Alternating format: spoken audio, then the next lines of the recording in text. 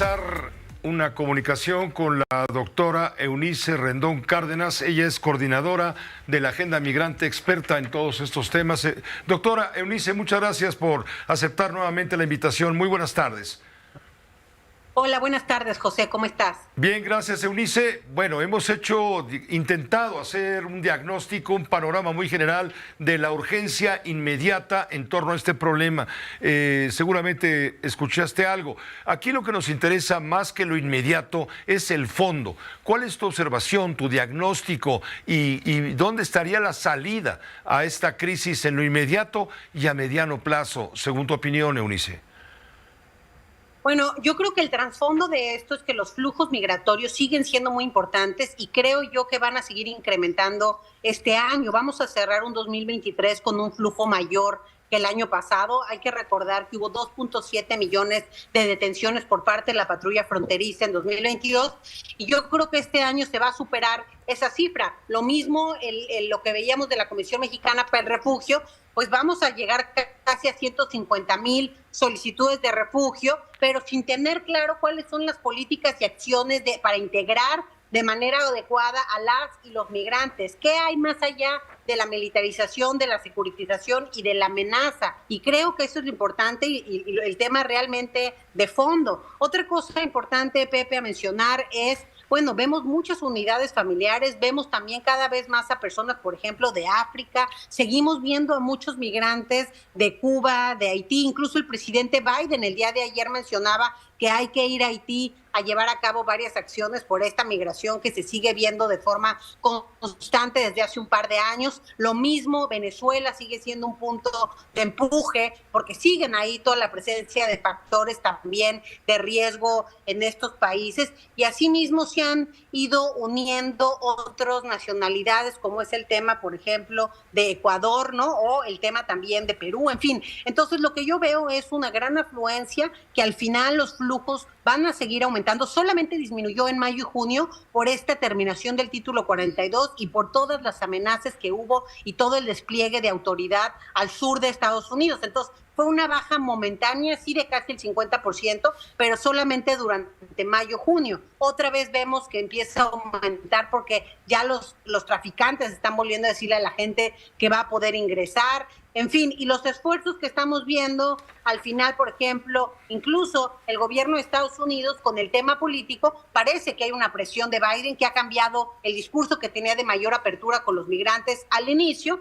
ahora un discurso mucho más moderado, incluso pidiendo recursos al Congreso pues para tener mayor securitización en la frontera, ni que hablar de los políticos de republicanos, ¿no? Que cada uno presume pues, ser más racista que el otro y pretenden ser los candidatos de ese partido. Y bueno, del lado mexicano yo creo que también estamos cediendo a ciertas presiones estadounidenses de cara a las elecciones en 2024.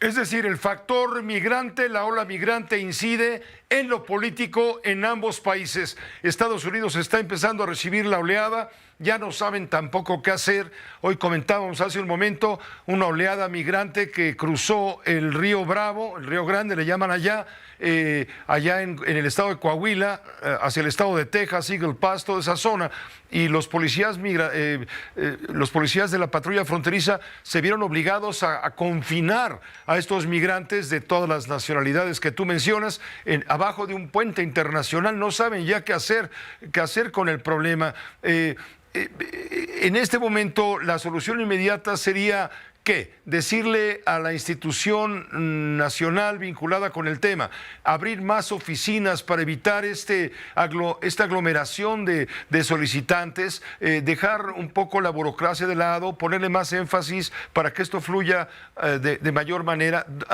porque se está empezando vamos, en una crisis donde se está faltando el respeto a los derechos humanos.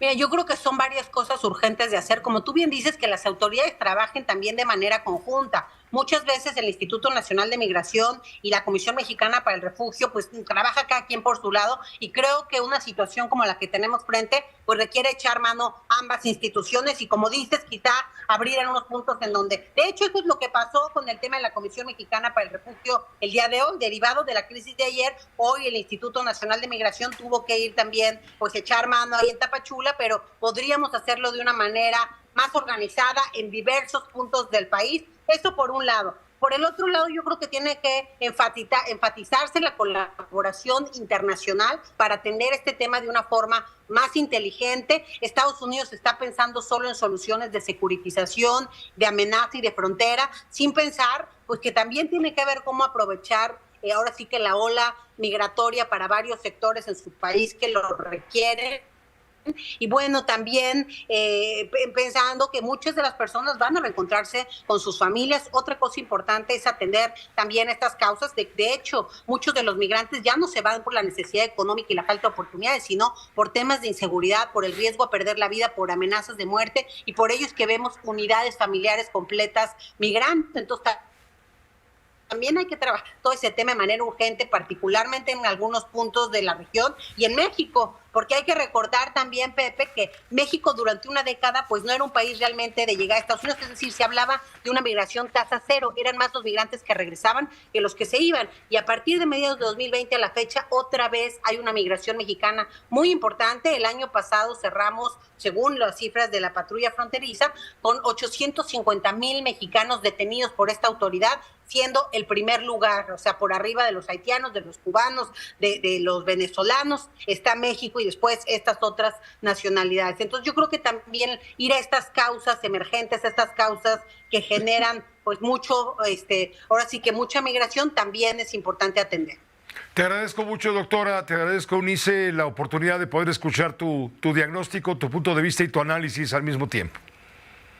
Muchas gracias, Pepe. Hasta luego. Buenas noches. Buenas noches. Gracias. Es la doctora Eunice Rendón Cárdenas. Ella es coordinadora de Agenda Migrante.